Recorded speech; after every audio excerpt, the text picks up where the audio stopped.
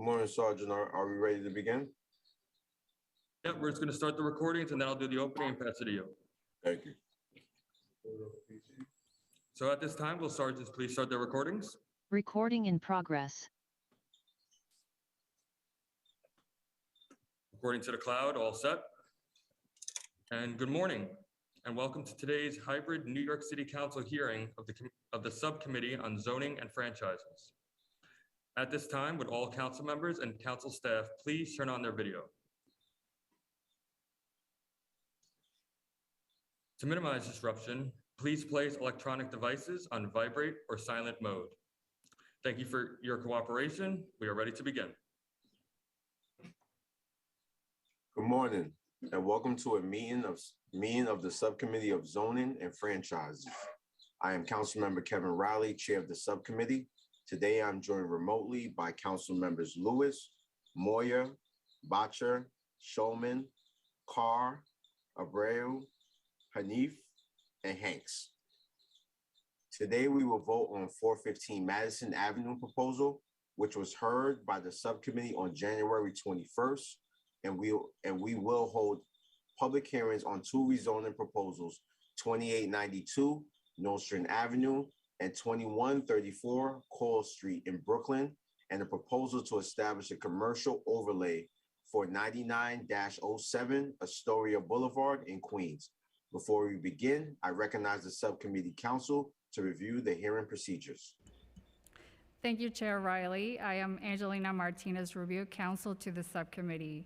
Members of the public wishing to testify were asked to register for today's hearings. If you wish to testify and have not already registered, we ask that you please do so now by visiting the New York City Council website at www.council.nyc.gov/land use to sign up.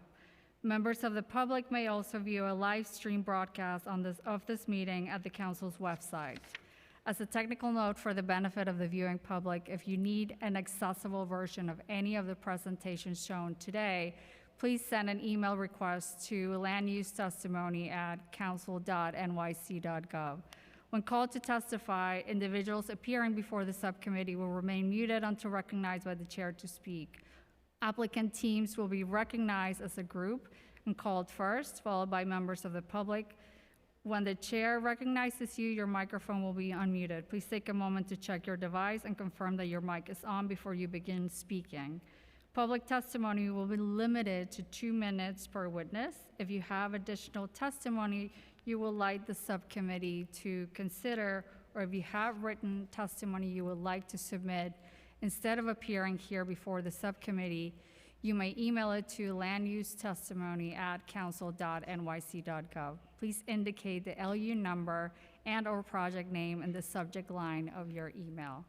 During the hearing, council members with questions appearing remotely should use the Zoom raise hand function. The raise hand button should appear at the bottom of either your participant panel or the primary viewing window. Council members with questions will be announced in order as they raise their hand, and Chair Riley will then recognize members to speak. Witnesses are requested to remain in the meeting until excused by the chair, as council members may have questions for you. Finally, there will be pauses over the course of this meeting for various technical reasons, and we ask that you please be patient as we work through any issues. Chair Riley will now continue with today's agenda items.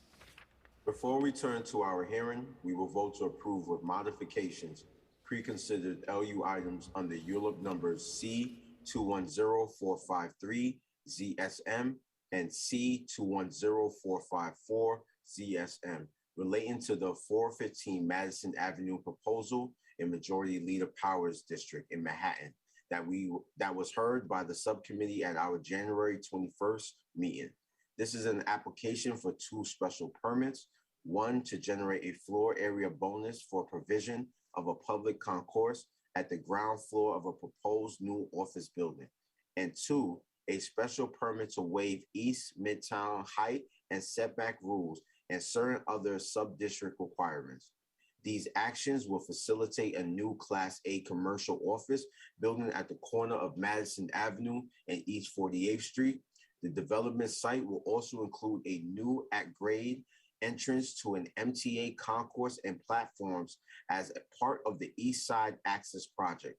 Our modification will be to ensure that the design of any future artwork installation, within the public space will not overwhelm or interfere with public seating. Majority Leader Power is in support of this proposal as modified. Is Majority Leader Power available?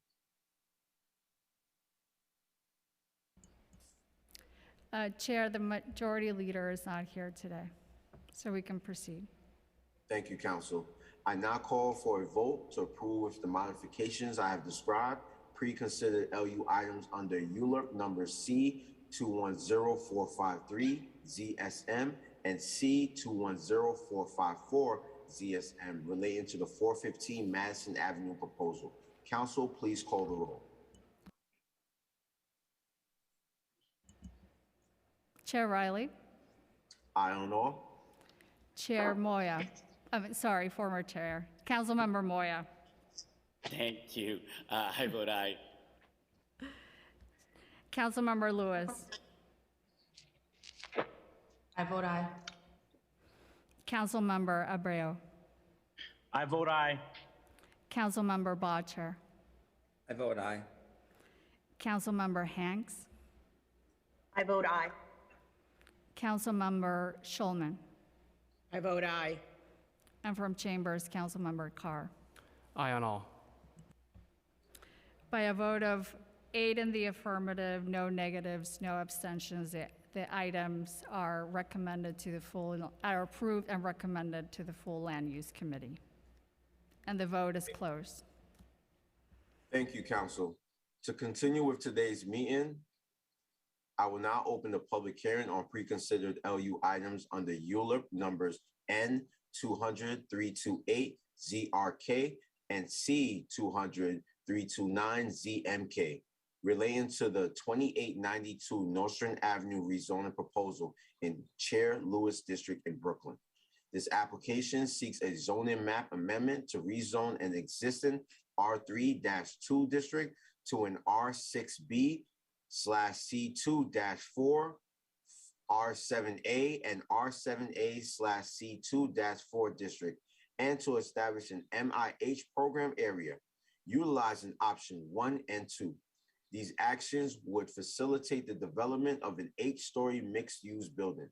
For anyone wishing to testify on this item, if you have not already done so, you must register online, and you may do that now by visiting the council website at council.nyc.gov/land-use. Once again, that's council.nyc.gov/land-use. And I would like to give the opportunity to Chair Lewis to give any brief remarks if she has any. Chair Lewis? Thank you, Chair Riley. I wanted to know if I could also ask questions, or does that happen at a later time? We'll give the remarks first, and then we'll ask the questions after the applicant panel presents. Thank you so much, and good morning, everyone. The proposed development for 2892 Nostrand Avenue by applicant Mike Rose Realty seeking to construct a 7-story use building with approximately 51 total dwelling units. It would include 1 studio, 26 1-bedrooms, and 24 2-bedrooms with a total height of approximately 83 feet. The applicant has been very cooperative throughout this process, and I would like to have a discussion later during questioning for the record on negotiated requests as per Community Board 15 and my office to guarantee we provide the necessary resources to be supportive for the increased population and change that will occur in the corridor of what I would consider the metropolis of CB 15. Thank you so much, Chair Riley. Thank you, Chair Lewis. Council, please call the first panel for this item. The panel for this item will include Richard Lobel, Amanda Ionati, Igor Weissman, Kevin Williams, and Victor Filetti. Council, please administer the affirmation. Will the applicants please raise their right hand and state their name for the record? Richard Lobel of Sheldon Lobel PC. Amanda Sheldon Lobel PC. Victor Filetti, TF Cusinelli and Filetti Architects. Kevin Williams, Equity Environmental. Igor Vaisman, applicant, Mike Rose Realty. Good morning. Do you affirm to tell the truth, the whole truth, and nothing but the truth in your testimony before the subcommittee and in your answers to all council member questions? I do. I do. Thank you. When you are ready to present your slideshow, please let us know. It will be displayed on screen and slides will be advanced for you by our staff. For the benefit of the viewing public, if you need accessible version of this presentation, please send an email request to landusetestimony@council.nyc.gov. Once again, that's landusetestimony@council.nyc.gov. And now the applicant team may begin. Panelists, as you begin, I'll just ask you to please reinstate your name and organization for the record. You may begin. Thank you, Chair Riley. Good morning to you, members of the subcommittee, council members. My name is Richard Lobel of Sheldon Lobel PC. I'm representing Igor Vaisman in the 2892 Nostrand Avenue rezoning. If you would be so kind to have the presentation raised on the screen, we can run through the materials. So we're pleased to bring this application before the subcommittee today. This is a rendering of the proposed rezoning. Next slide. The zoning application here consists of two parts. The first is a zoning map amendment, which is a rezoning of 2872 to 2922 Nostrand Avenue, roughly 12 lots. 7 of these lots would be rezoned to an R7A district and 5 of these lots to an R6B district. And we'll go through the area map later to talk about the breakdown in the R6B and R7A, along with a commercial overlay, which is seen as important on this area of Nostrand Avenue. In addition, as with other applications of this nature, we will be requesting a text amendment to provide for mandatory inclusionary housing on all of the affected lots. Next slide. So the next slide demonstrates the proposal and changes that were made to the proposal, in large part due to the involvement of Councilmember Lewis, who has been generous with her time in discussing this with us and allowing for discussion with community members and stakeholders. So the original proposal was a 9-story building with the floor areas and height that you see in front of you, 50,000 square feet, 43,000 square feet of residential, 3,700 for commercial, and 3,500 for community facility at a height of 93 feet or 9 stories. During the course of discussions with Councilmember Lewis, the proposal was modified. When we were before the community board, one of the primary issues was the height of the building. We therefore reduced the height of the building to 8 stories. So now the building caps out at 83 feet, which is approximately equivalent to other buildings on this block, standing at 7 stories and a little bit taller than 70 feet. In addition, we maintain a larger than required rear yard. You'd be required to have a 30-foot rear yard. Here we have a 39-foot rear yard. Parking at the site remained the same and the dwelling units decreased. In addition, the permanently affordable units pursuant to MIH was stayed at the same level despite the reduction in units. Next slide. So the next slide summarizes these modifications. We removed a story. We decreased the density from 56 to 51, and importantly, increased the number of 2-family units to allow for larger family sizes within these units, as shying away from studios and 1-bedrooms. In addition, we enumerated several sustainability measures in the building, including solar panels, a green roof, and DEP rain gardens, and storm drainage control flow drains. This is something that has been expressed by both the council member as well as the Brooklyn Borough President as being important as the proposal moves forward. Next slide. The next slide cites the development site in terms of the local area. You can see that we are along Nostrand Avenue here and south of Kings Highway. This is an important hub within the area. Nostrand Avenue, seen as a bustling commercial thoroughfare. Roughly 70% of the lots on Nostrand in this area have a commercial overlay. Currently, these lots do not, so this will allow for that commercial use to be legal and conforming on this block. Next slide. The next slide is a zoning map. The zoning map demonstrates 2 things here primarily. First, that this property is currently zoned R32. And you can see that R32 zoning here, which encompasses much of the area, is along Nostrand Avenue, which is a wide street. R32 zoning has been in effect on this block for over 60 years, since 1961. And so the opportunity to upgrade the zoning to allow for a little more density on appropriate thoroughfares is seen as something which is desirable for the local area and was desirable at city planning as well. Next slide. The next slide provides a tax map, with a little bit more focus, showing the entirety of the rezoning area. So you can see the lots which would be rezoned to R6B and R7A. The R6B lots, the 5 lots to the north, are the ones that are closest to PFC Norton Park. And so this was seen as desirable because you're going with lower building heights adjacent to the park so as not to cause shadows or adverse effects. I would add that most of these buildings, or at least all of them in that R6B, are overbuilt, and most of them have non-conforming ground floor commercial uses. So we don't really think that this would spur any additional development on these lots, but it would allow these ground floor commercial uses to be conforming and would also allow for these non-complying buildings to become compliant. Next slide. The next slide is the area map, which really well demonstrates why a rezoning here is appropriate. Nostrand Avenue here, again, is a 100-foot wide street.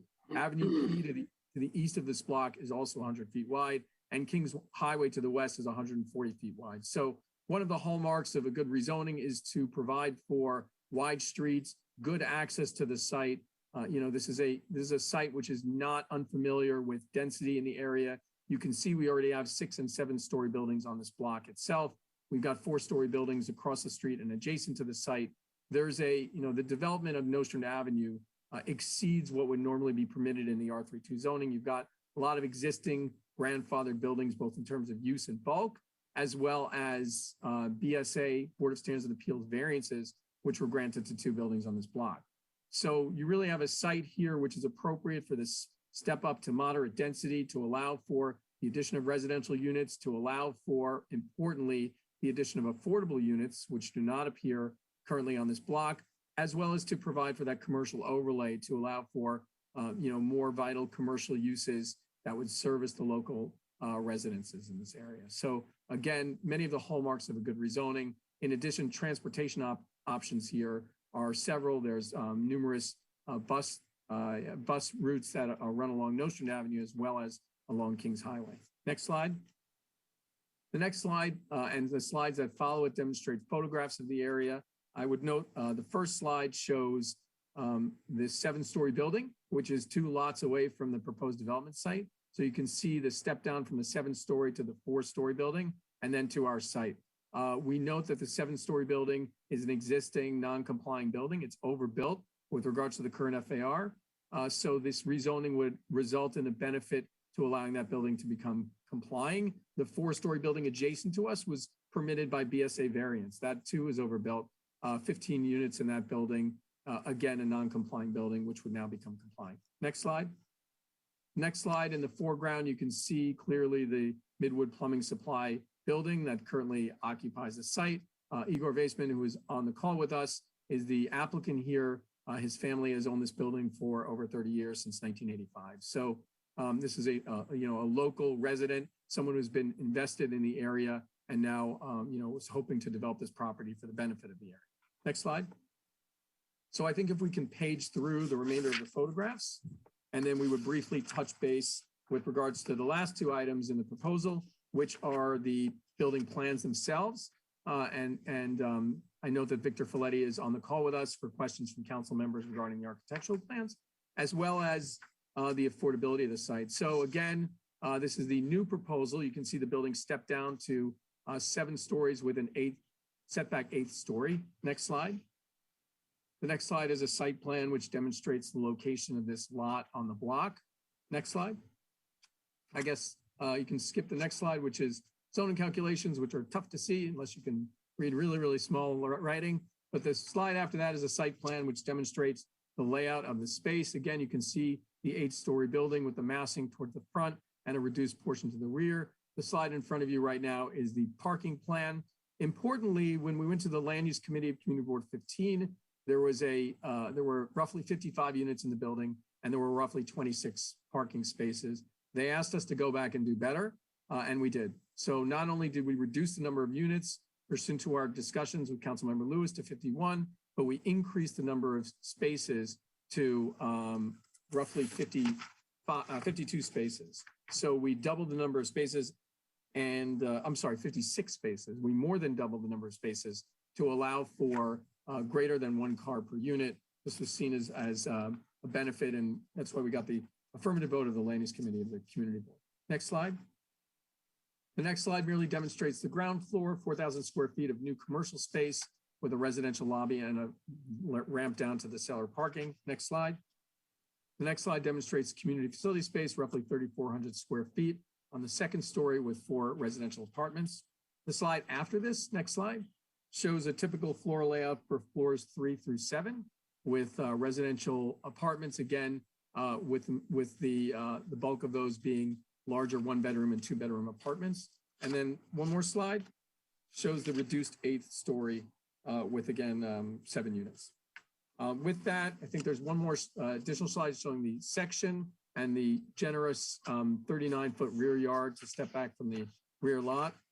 And then after that, I saw a copy of the rendering and followed by 2 slides demonstrating the affordability of the site. One is the area median income. This would be at option 1 to allow for 60% AMIs. We would get family incomes ranging from $50,000 to $71,580. In addition, because option 1 was selected, 10% of the units in the building would be at 40% AMI, which would allow for deeply affordable levels at family sizes of 1 through 4 of $33,440 in income, up to $47,720. So with that, I think we'd go to one more slide after this, which are the rents, which would be offered again, 60% AMI for the rents, ranging from $956 through $1,437 for 1-bedrooms or 2-bedrooms, as well as, again, 10% of the units being at 40% AMI, studios at $598, ranging to $900 for 2-bedrooms. This is affordability, which is, deep affordability, which will provide something in the area, not just on this block, but in the wider area, that was recognized by the community as being something which is not necessarily there. The opportunity to create real affordability on this block is seen as important. The fact is that this block itself on Nostrand at an R32 is badly zoned. That is a low density district. And when you have such great transportation options, you have access to retail and shopping, you've got bus lines that run in front of the property. This is really an opportunity for this area to add density on a block, which is entirely appropriate. So with that, the applicant team would be happy to answer any questions, and we hope that the subcommittee will approve this proposal. Thank you. I just have one question before I turn it over to Chair Lewis and my colleagues.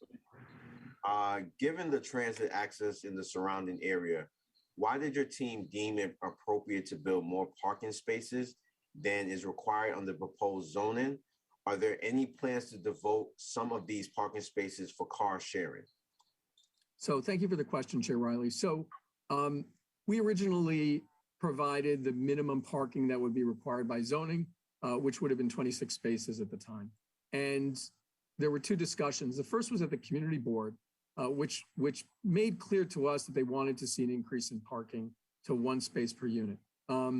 It's not something which we had initially offered. And so the reason that we increased the parking to begin with was to allow for a modification that would be consistent with the goals of the community board. And we did that. Again, it's something which that number is a big number for us. But having said that, we were happy to do it at the time in order to try to get community board support. And the Land Use Committee did vote us out unanimously. With regards to car sharing, we have reached out to national car sharing companies, and the intention is to comply with the request initially made by the Brooklyn Borough President's Office, which would be to allocate spaces in this building to a car sharing service. So we do look forward to doing that. We think it's a great opportunity to reduce reliance on individual car ownership. We know we've seen it before in other projects. And I think as the project proceeds, we'll have further discussions with these car sharing companies, and we'll allocate some spaces within the parking area, which would also provide for charging stations as well. Thank you, Richard. I would now like to turn it over to Chair Lewis to ask some questions. Thank you so much, Chair Riley.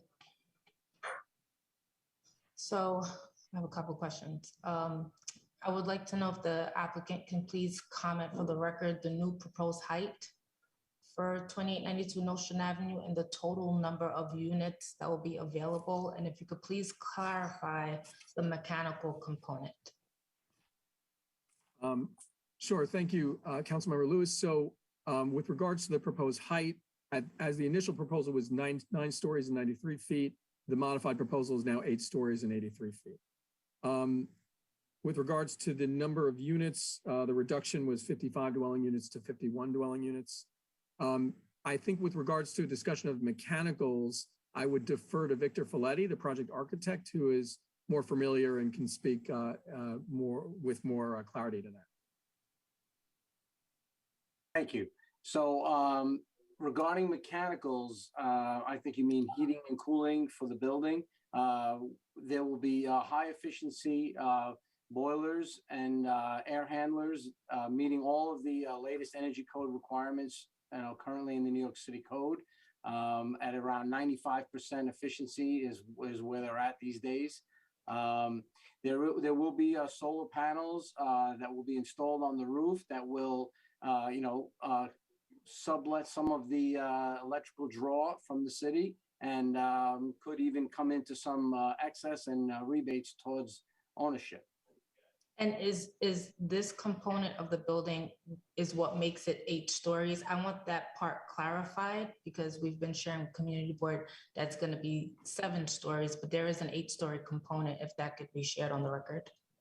Okay, so the 8-story component is it is not part of any mechanicals.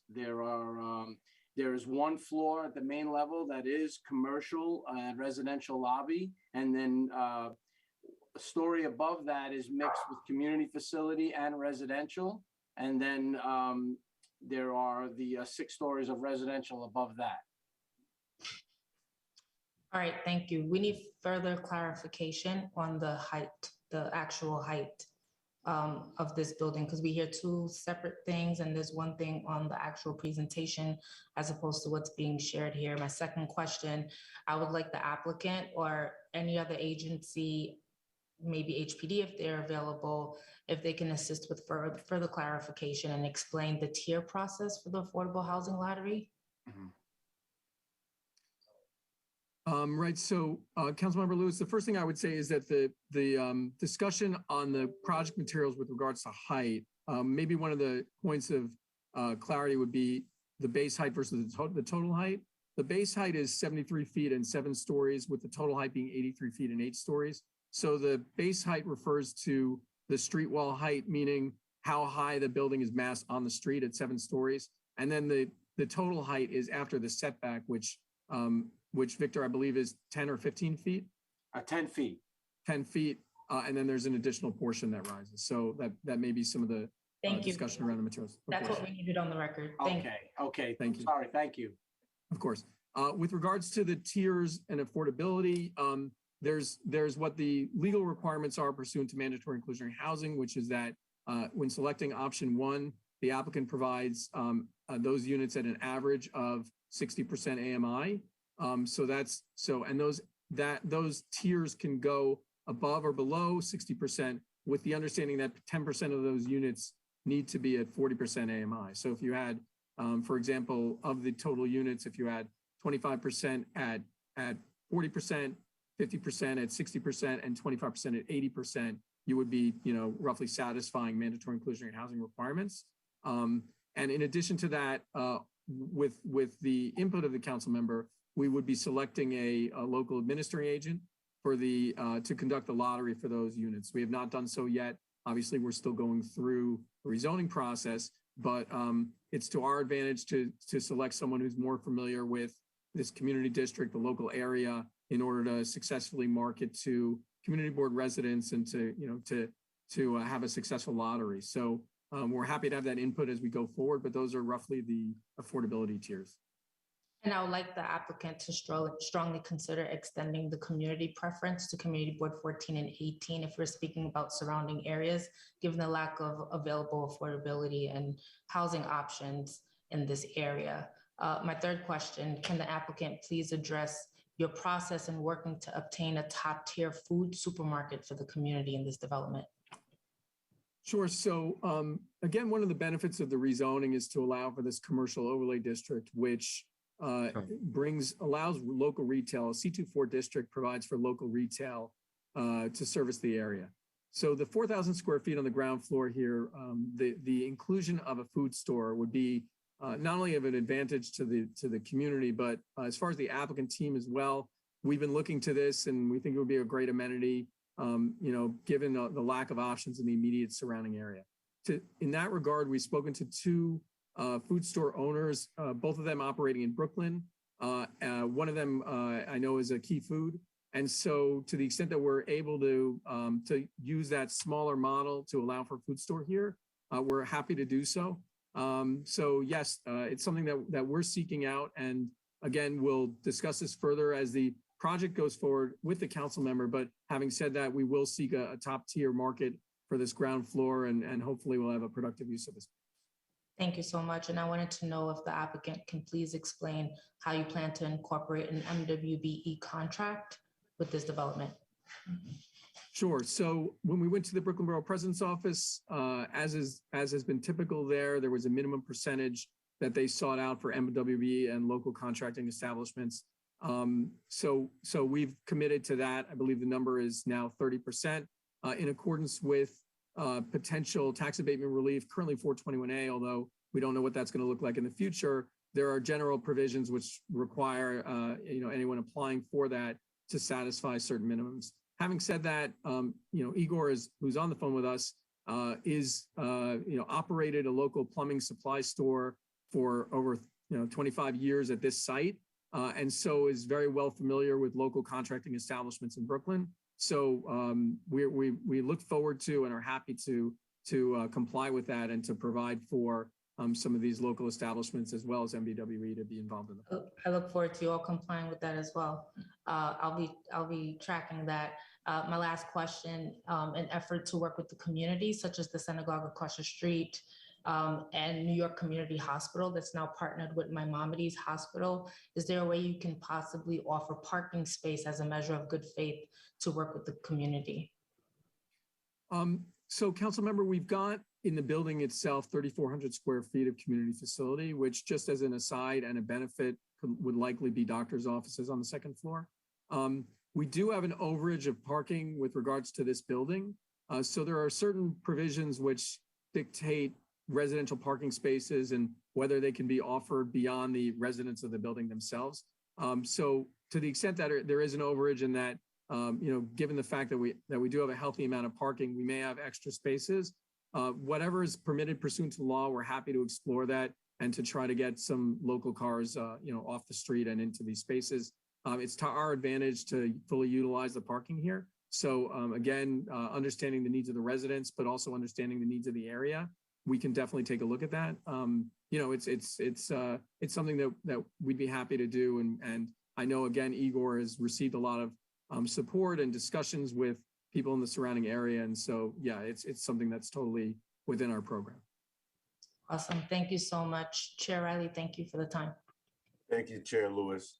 I would now like to invite my colleagues to ask any questions. If you have any questions. I have a question, Chair. Well, I'll get right to you, Councilmember. If you have any questions for the applicant panel and are joining us remotely, please use the raise hand button on the participant panel. Councilmember Abreu, you can ask your question. Thank you, Mr. Chairman. My question is, of the units, what percentage are being allocated to the affordability tiers? Just curious. You may have answered already. Sure. Thank you, Councilmember Abreu. So the affordability tiers at averaging 60% AMI govern 25% of the units. So there's 51 units in this building after the reduction. Typically, pursuant to option 1, we would be required to provide 13 of those units for affordability.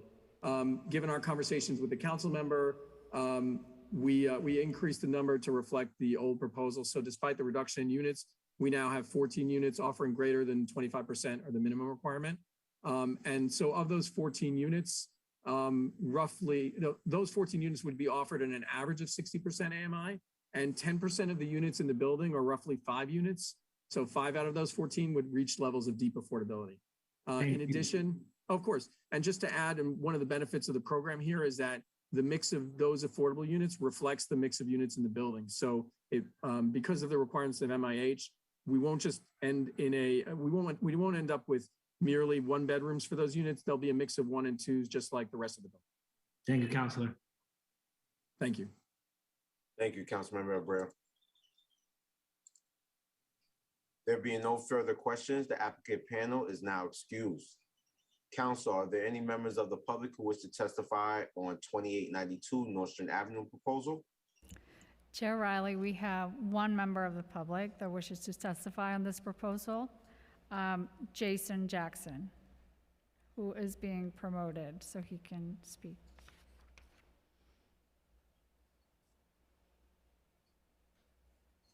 Members of the public will be given 2 minutes to speak. Please do not begin until the Sergeant at Arms has started the clock. Clock is ready. You may begin. Thank you. I just wanted to say how grateful I was that this building is being put up. It's been a long time since there's been any new construction that can avail us of some housing in the area. And I just wanted to express that today. I yield back my time. Thank you so much, Mr. Jackson. We're excited that this is coming to your neighborhood and truly excited to hear that you're excited about this project. Thank you for your testimony. Are there any council member with questions for this panel? If you are joining us remotely, please indicate by using the raise hand button. Chair Riley, I see no council members with questions for this speaker. There being no questions for this speaker, the witness panel is now excused.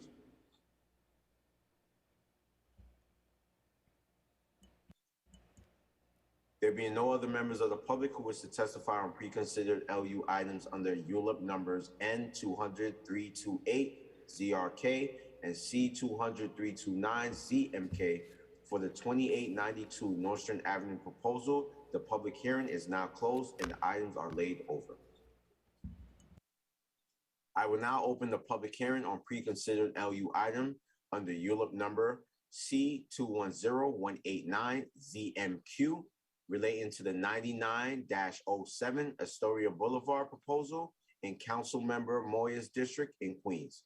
This application seeks a zoning map amendment to establish a C2-3 commercial overlay within an R3-2 zoning district to facilitate the development of a 1-story commercial building.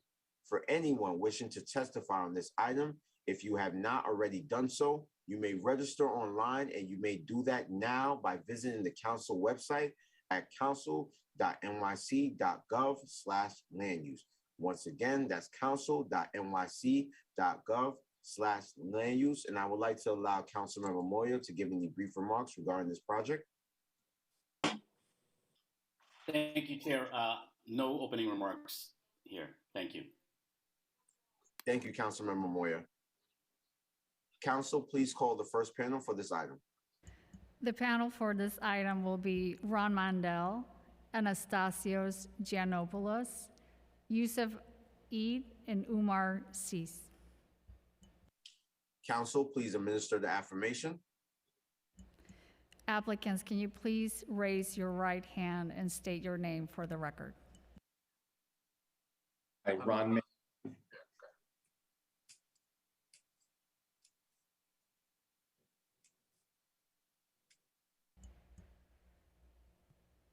I think we lost your audio. Can you please just state, each of you state your name for the record? Ron Mandel. Anastasios Giannopoulos. Yusuf Eid. Umar Sis. Do you affirm to tell the truth, the whole truth, and nothing but the truth in your testimony before this subcommittee and in answer to all council member questions? Yes. Yes. Yes. Yes. Thank you. When you are ready to present your slideshow, please say so. It will be displayed on screen and slides will be advanced for you by our staff. For the benefit of the viewing public, if you need an accessible version of this presentation, please send an email request to land use testimony at council.nyc.gov. Once again, that's land use testimony at council.nyc.gov. And now the applicant team may begin. Panelists, as you begin, I'll just ask you to please reinstate your name and organization for the record. You may begin. Thank you, Chair. Good morning, council members. My name is Ron Mandel. Thank you so much for the opportunity to present. If the slide can kindly be put on the screen. Thank you. Again, Ron Mandel from Belkin, Burton & Goldman. I'm joined by other members of the applicant team, Umar Sisi and Yusuf Ayan on behalf of the property owners, and Anastasios Giannopoulos, the project architect. Next.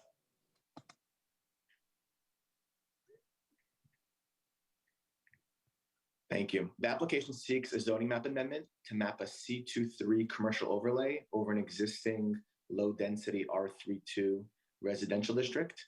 No changes are being sought to the underlying residential district. It's hard to see on the zoomed out zoning map, but the surrounding area is mapped with the commercial overlay along this portion of Astoria Boulevard. The subject block is that triangular block in the middle of the red circle. Next slide, please.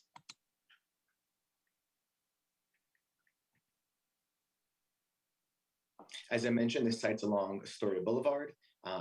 The subject block is located between 27th Avenue and 100th Street. As you may know, Astoria Boulevard is a wide street, which measures approximately 130 feet in width. The rezoning area consists of 4 tax lots, an area that comprises an entire small block that measures about 10,000 square feet. Lots 17 and 23 are vacant, and lots 14 and 15 are improved with residential buildings, 1 on each. 2 of the 4 tax lots are owned by the applicant, and the other 2 lots are not owned by the applicant, but they're held in common ownership. The applicant's portion of the block, which is outlined in red, that red hatch mark, measures about 6,000 square feet in lot area. Please turn to the next slide.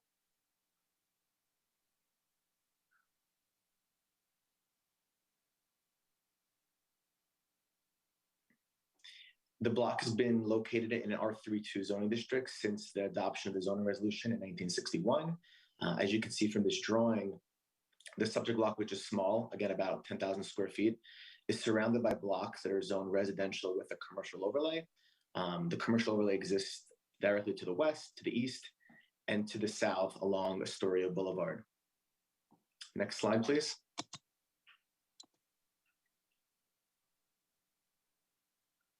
With the zoning map amendment, applicant proposes to construct a 1-story commercial retail type building, which would be occupied by local retail type uses. This existing site plan illustrates the existing residential building on the site with the abutting undeveloped portion of the property. Next slide, please. And the following proposed site plan illustrates the proposed 1-story commercial building to be occupied on the site. The C23, which is proposed, permits a maximum FAR of 1.0. The city map requires that any development include a street winding along 27th Avenue, thereby creating a wider sidewalk along 27th Avenue. With that widening, a 1-story building could measure about 5,500 square feet with an FAR of 0.91. Next slide, please. The following slide illustrates what the proposed 1-story building would look like. The plan is to divide the space up into small retail stores, mom and pop type stores that measure between about 1,600 square feet and about 2,000 square feet. We're envisioning kind of services and retail stores that would cater to the local community, a yoga studio, a bike repair store, a florist, things like that, the kind of services and retail stores that are lacking in the immediate area. Next slide, please. Some images of what the lot looks like today. This is an existing photo taken along Astoria Boulevard. Next slide, please. And the following slide shows what the one-story retail building would look like along Astoria Boulevard. Please turn to the next slide. Again, another image of what the lot looks like from the corner of 27th Avenue and Astoria Boulevard. There's currently a community installation on the lot. Next slide, please. And a superimposed rendering which shows what that corner would look like with the one-story building. The applicant is excited about the opportunity to develop this lot. The lot has laid fallow and vacant for several decades. With respect to issues raised at the community board and the borough president, the applicant agreed to consult with the Queens Community Board 3 to help identify prospective tenants for the new commercial building. Also important to raise, both the community board and the borough president did not raise any issues regarding the land use rationale for the proposed zoning map amendment. However, the community board did echo a single neighbor's concern about construction activity, which we fully appreciate. As we explained, steps can be taken to ensure the safety of people and property. This is often the case in the city with any construction. With that in mind, the applicant agreed to coordinate its construction with the neighbor. The local community has been helpful with those efforts. The applicant also agreed to enter into a written agreement with the neighbor before any demolition was started. In addition, the applicant agreed to cover the neighbor's expenses for professional fees, both engineering to review any drawings that are shared with her, and also any legal expenses to negotiate an agreement to make sure the neighbor is comfortable before construction starts. Other commitments made by the applicant, as I mentioned before, the applicant agreed to work with the community board to identify commercial tenants. The applicant also agreed to install security measures, including lighting and a security camera along 27th Avenue to help make that portion of the block safer for passing pedestrians in the future. In conclusion, we respectfully believe that the proposal is modest, it's appropriate from a land use rationale, and that the commercial overlay will facilitate development of a building that will serve the neighborhood along this commercial corridor.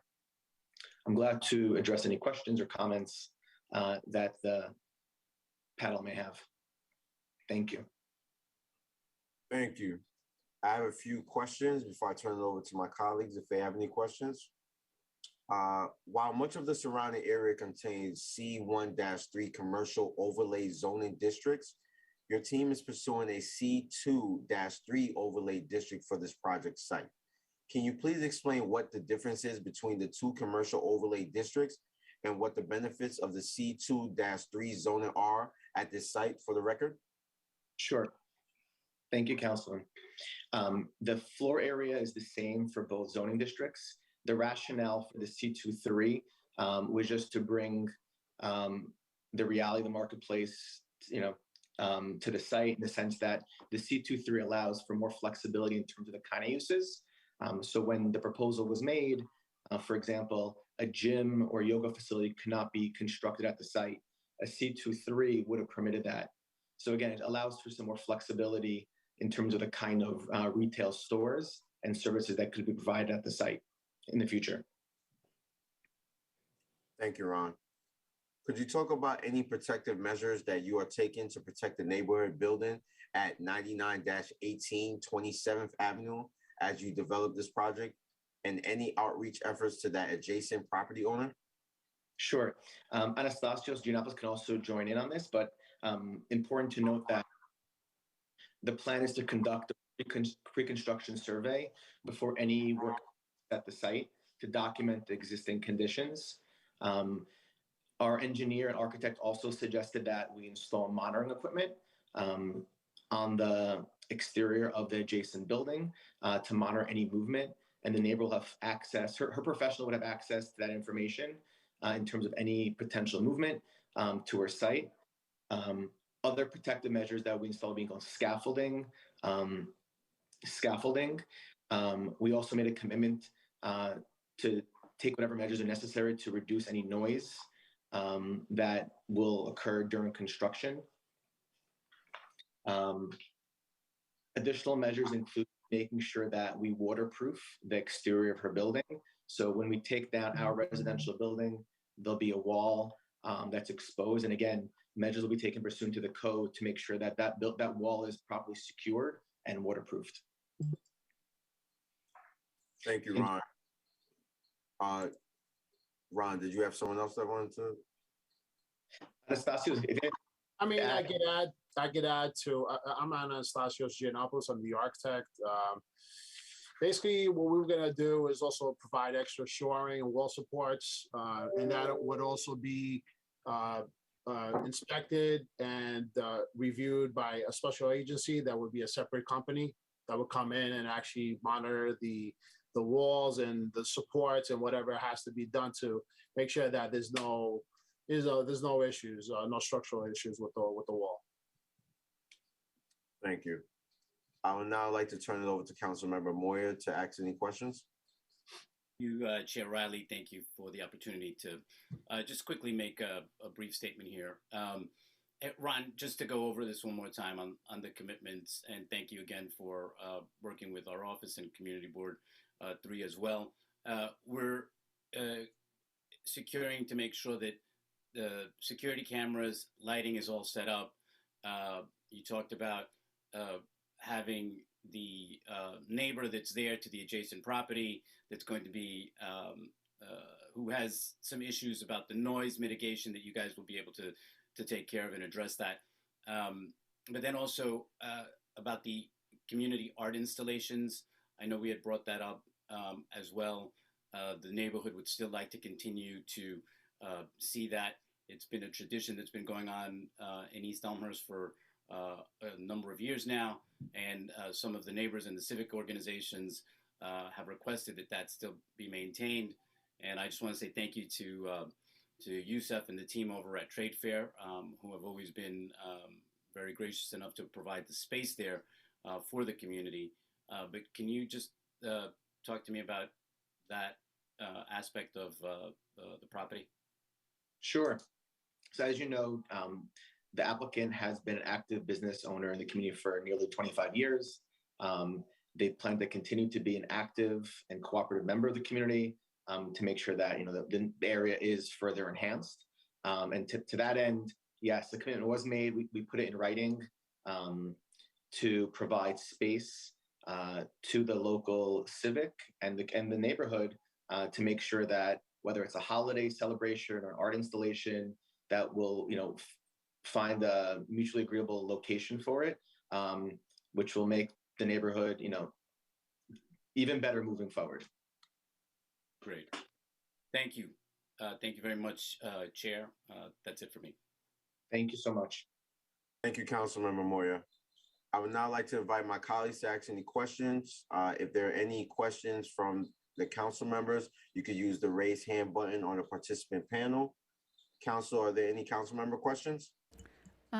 No council member questions at this time.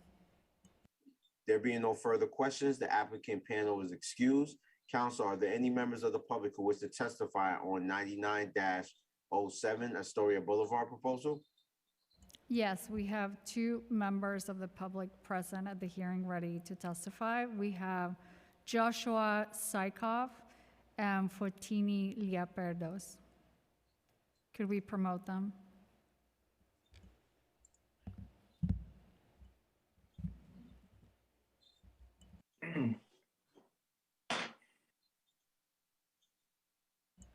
The first speaker will be Joshua Sykov. Members of the public will be given 2 minutes to speak. Please do not begin until the Sergeant at Arms has started the clock. Clock is ready. Good morning. My name is Joshua Sykov, and I've been asked to read a letter on behalf of Thomas J. Gretsch from the Queens Chamber of Commerce. On behalf of over 1,300 members of the Queens Chamber of Commerce, I am writing to express our support for the reference application. This application seeks a zoning map amendment to facilitate the development of a new local retail stores along Astoria Boulevard, a frontage that has been underutilized for at least 70 years. As an advocate for job creation and economic development in Queens, we are very pleased to see this project, particularly now in this area of our borough, which will create construction jobs and new permanent jobs. The Chamber of Commerce's mission, in part, is to help businesses foster connections, advocating for their interests, educating them for success, and implementing programs that help them grow. We bring jobs and economic opportunity to every corner of our borough. This project will help add the vibrancy of the East Elmhurst community. An added benefit, the rezoning will improve the commercial continuity of the area. The immediately surrounding blocks within the vicinity of the site are developed with commercial storefronts, but the Astoria Boulevard frontage of this small block has remained fallow. In its current state, the property discourages consumers from visiting other retail establishments by acting as a buffer between two disjointed commercial block frontages. We understand that the Queens Borough President has already recommended support of the application. The Queens Borough President acknowledged the concern of the neighboring property owner related to the construction impact. While we fully understand this concern as well, we appreciate that this is a common obstacle that every construction project must overcome and is unrelated to the proposed rezoning request, which we believe is modest and reasonable. It is our understanding that the recommendations of the Queens Borough President will be implemented by the property owner. It is for these reasons that the Queens Chamber of Commerce supports this project and respectfully asks that you vote to approve this application. Thank you, Joshua. Chair, the next speaker is joining us by phone and is Fotini Liaperdos.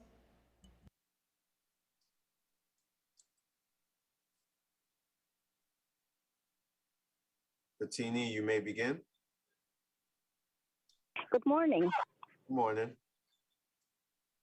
Yes, thank you for considering my opinion for 9907 Astoria Boulevard to be zoned commercial.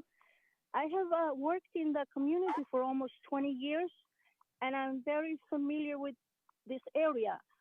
I'm in favor because it will provide more jobs, also more convenience to the residents that live in the area. The area is, in my opinion, already commercialized, as the lot is right in front of Astoria Boulevard. My opinion is that this request is fair to the owners on the block, and it makes sense for the area. Thank you. Thank you, Fotini. Thank you for your testimony. Are there any council members with questions for this panel? If you're joining us remotely, please indicate by using the raise hand button. There being no questions for this panel, this witness panel is now excused.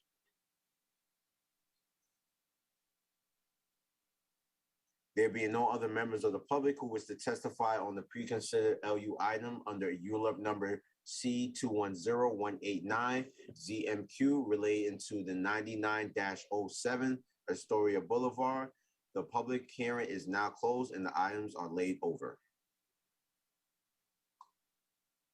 I will now open the public hearing on pre-considered LU items under ULUP number C210239 ZMK and N210240 ZRK relating to the 2134 Coral Street rezoning proposal in Councilmember Narcisse District in Brooklyn.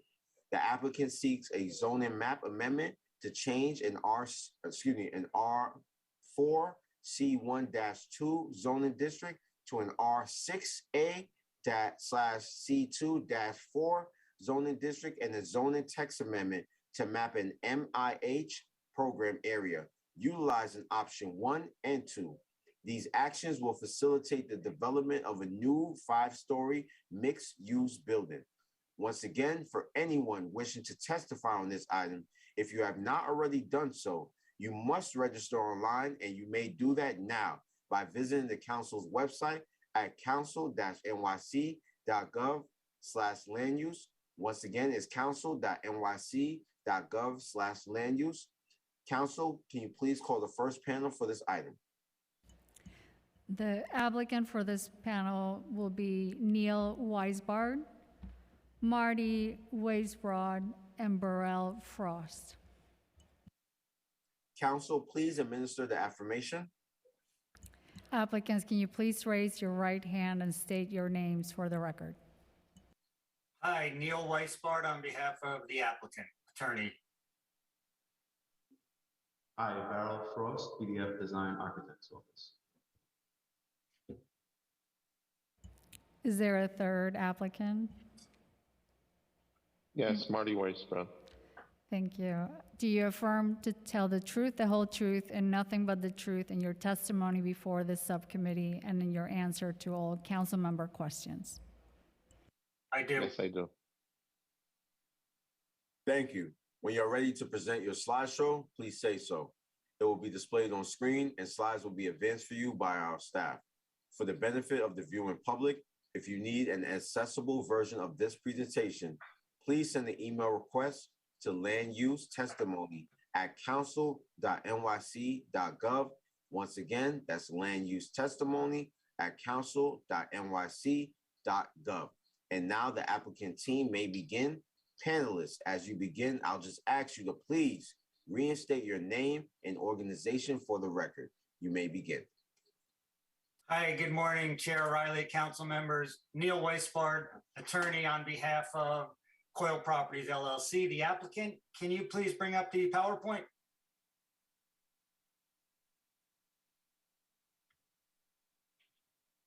Thank you. As Chair Riley mentioned, this is a rezoning application underlying 2134 Coyle Street from an R4 residence district within a C12 commercial overlay to an R6A residence district within a C2-4 commercial district.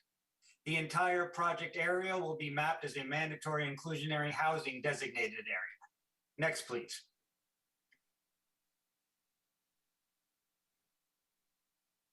The site is located on the west side of Coyle Street between Avenue U and Avenue V. There are two lots involved in the rezoning, Lot 11, which will be the development site, and Lot 29 further south, which is part of the rezoning, but is not part of the development site. Next, please.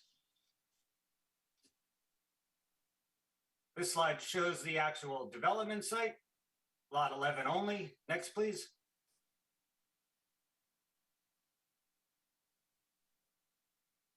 Here's an aerial photograph of the project area. The area outlined in red is a development site. It's currently improved with a one-story Dollar Tree store, which actually will remain under this proposed development. The building was constructed and will be able to handle the load of additional stories above. The remainder of the development site is improved with Burkhoff Supply, which will be demolished to accommodate the new development. The employees for that store will be relocated to another Burkhoff location.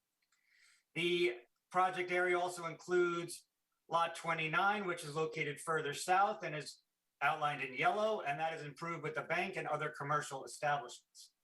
Next, please.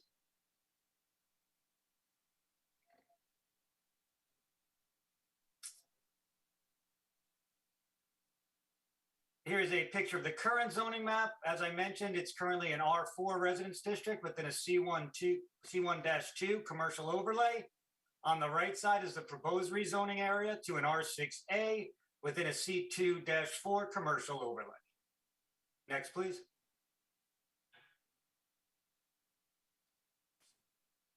Here's a drawing of the proposed building, which will be a 5-story building, 55 feet in height with a 35-foot rear yard. To the north of the site, the existing Dollar Tree will remain. There will be a residential lobby and other commercial uses on the Coyle Street frontage, as well as an entrance to the parking garage. Next, please. As shown on this cross-section drawing, the entrance to the garage will be located at grade with the parking levels located at a subgrade level. Next, please.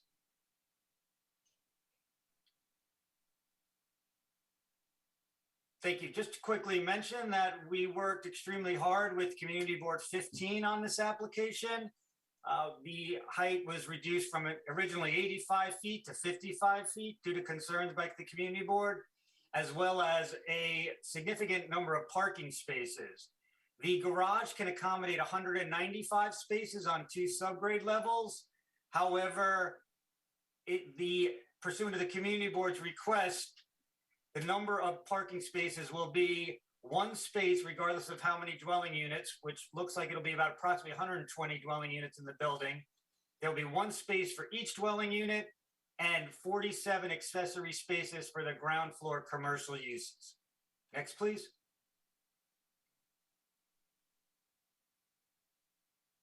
The proposed building will contain 126,000 square feet of total floor area. Approximately 94,000 will be residential floor area. The existing Dollar Tree store will remain, which is approximately 10,000 square feet, and there'll be the construction of approximately 20,000 square feet of new commercial floor area. Next, please. Here's a rendering of the building. We worked with city planning on some setbacks to the building. As you can see, that Dollar Tree will remain. And the rest of the frontage will have the residential lobby and the garage, as I mentioned. Next, please.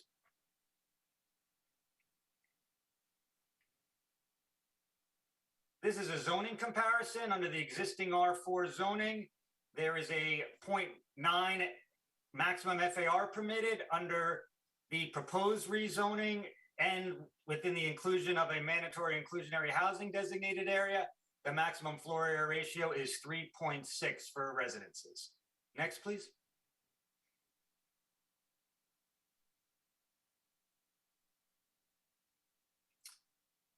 As you can see from this photograph, the rezoning is appropriate. There are numerous 7- and 8-story NYCHA buildings located both to the south and east of the site.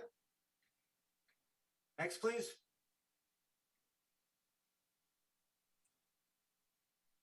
These are the breakdowns under the mandatory inclusionary housing designated area. This building will be comprised of approximately 90% 2- and 3-bedroom apartments. This will be a family building. There will be the rest of the apartments, about 10% will be studio and 1-bedroom. The applicant is anticipating to build under the option 1 of the inclusionary housing program, meaning there'll be 25% of the floor area will be dedicated to families making 60% of the AMI, with 10% making 40%. This will result in approximately 30 new affordable units with a total of approximately 120 units in the building. Next, please. As I mentioned, we worked hard with Community Board 15 on this proposal. At the Community Board's October hearing on the proposal, they recommended approval for the application on a vote from 28-6. We met with Councilmember Narcise's office presenting this on Tuesday of this week. There were certain commitments that the council member requested regarding workforce, sustainability, and affordability. And the applicant is prepared a commitment letter and is ready to execute that commitment letter at the council's request. And I'm here to answer any questions, as is Marty Weisbrod, who is the owner's representative and the developer, and Beryl Frost, who is the architect. And thank you for your time. Thank you, Neil. Unfortunately, Councilmember Narcisse could not be here with us today, so I'll be asking just a couple of questions on behalf of her. Given that building heights up to 85 feet are allowed in the R6A district you are proposing, can you please reaffirm your commitment to limiting the height to 55 feet? And also, why has this height limit been chosen? And what measure is your team making to ensure that this commitment is upheld with the community? That's the first question. Sorry. So this height stemmed out of actually 3 meetings with Community Board 15. Originally, an 85-foot height building was presented, and the community felt that that was inappropriate. They also requested additional parking spaces above what's required under zoning. So we went back to the drawing board, came up with the 55-foot high building that makes financial sense. We believe it's appropriate. It's definitely addressed the community board's concerns. And Marty Weisbrod could speak to this more, but they've analyzed that a taller building does not make sense here due to additional construction costs for taller buildings and some of the local law requirements that would apply for taller buildings. The ownership's commitment can be reflected in a letter that we've prepared and circulated to Councilmember Narcisse. and some of the council staff. And Marty, you could speak more to how you've researched, have you reviewed this, analyzed this, and it's your commitment to proceed with the building as presented today. That is correct. I'll reaffirm what Neil said, and this is Marty, and we have analyzed it, and that's correct. Thank you. The second question and last question, aside from the dollar store, which will remain at the project site, what other commercial spaces are you considering for the ground floor commercial allotment? Would you consider having some of the space rented by a nonprofit serving the community? When we spoke with the council member, we said that we would be willing to rent the space to. We're not limiting the usage of the space to one specific tenant or another, one specific type or another. But we would not be able to volunteer any space because the commercial is an important part of the overall financial part of the job. So we're not against or restricting any type of usage. Obviously, it has to be family-oriented type of usage, but we're not restricting it, and we would have no objection for the community to rent the space. But in our conversation, I think she asked if we would volunteer. Sorry, Marty, you went on mute. Marty? I could speak to that. I could finish it up. Yes, so the Councilmember Narcisse, we believe that she was asking for free space, volunteering the space for the NYCC buildings. I think Marty just reiterated that that wouldn't work within their financial numbers, but would be happy to rent to such a non-for-profit. Okay. Thank you, Neil. I now invite my colleagues to ask any questions. If you have questions for this applicant panel and are joining us remotely, please use the raise hand button on the participant panel. Council, are there any council member questions? Chair Riley, I see no council members with questions at this time.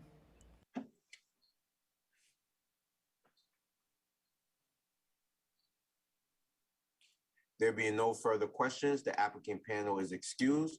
Council, are there any members of the public who wish to testify on the 2134 Cole Street rezoning proposal? We do not have any members of the public who signed up to testify on this item. There being no, if there are any members of the public who wish to testify on the 2134 Cole Street rezoning proposal, there be no members of the public who wish to testify on the pre-considered LU items under ULUP number C210239, ZMK, and N210240, ZRK, relating to the 2134 Cole Street rezoning proposal. The public hearing is now closed and the items are laid over. That concludes today's business. I would like to thank the members of the public, my colleagues, subcommittee council, land use, and other council staff, and the Sergeant at Arms for participating in today's meeting. This meeting is hereby adjourned.